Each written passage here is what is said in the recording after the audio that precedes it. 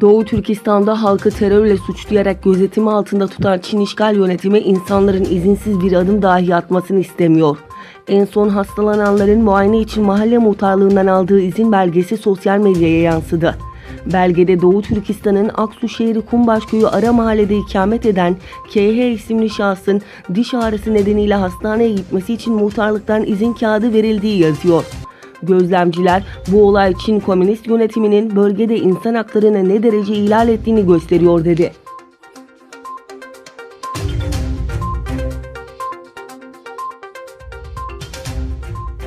ABD ve Çin arasında gerçekleşmesi beklenen birinci aşama ticaret anlaşması kapsamında Trump'ın Çin'in ABD'den ithal etmesini istediği tarım ürünü miktarı konusunda uzlaşamadıkları belirtildi. ABD ve Çin arasında gerçekleşmesi beklenen birinci aşama ticaret anlaşması kapsamında Trump'ın Çin'in ABD'den ithal etmesini istediği tarım ürünü miktarı konusunda uzlaşamadıkları belirtildi.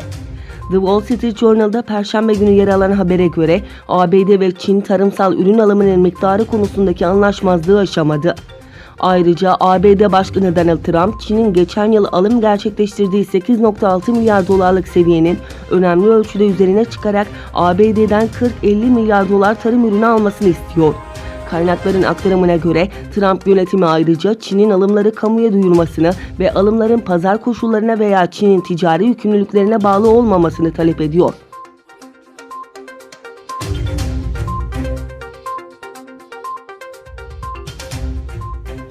ABD Savunma Bakanı Esper, Orta Doğu'ya 14.000 asker göndermeyi asla tartışmadık ve değerlendirmedik.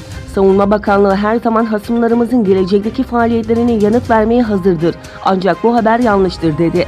ABD Savunma Bakanı Mark Esper, ABD'nin Orta Doğu'ya asker göndereceği iddialarının yanlış olduğunu ve ABD'nin bölgeye asker göndermeyi değerlendirmediğini açıkladı.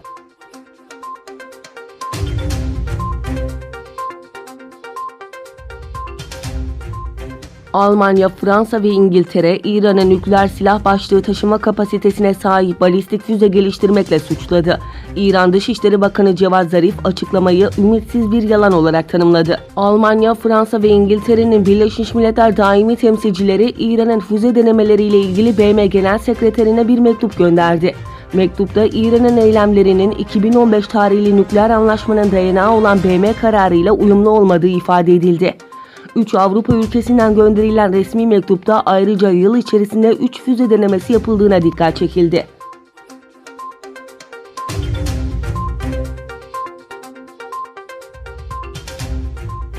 Türkiye ve Libya arasında Akdeniz'deki sondaj faaliyetlerine ilişkin varılan mutabakat sonrası Yunanistan'dan ortalığı karıştıracak bir hamle geldi. Dışişleri Bakanlığı Libya Büyükelçisi'ni sınır dışı etme kararı aldı. Türkiye geçtiğimiz günlerde Güney Kıbrıs Rum yönetimi ile Yunanistan'ın ABD ve Avrupa Birliği'ni de arkasına alarak Doğu Akdeniz'i tek taraflı olarak paylaşma çalışmalarına karşı hamle yapmış ve Libya ile masaya oturmuştu.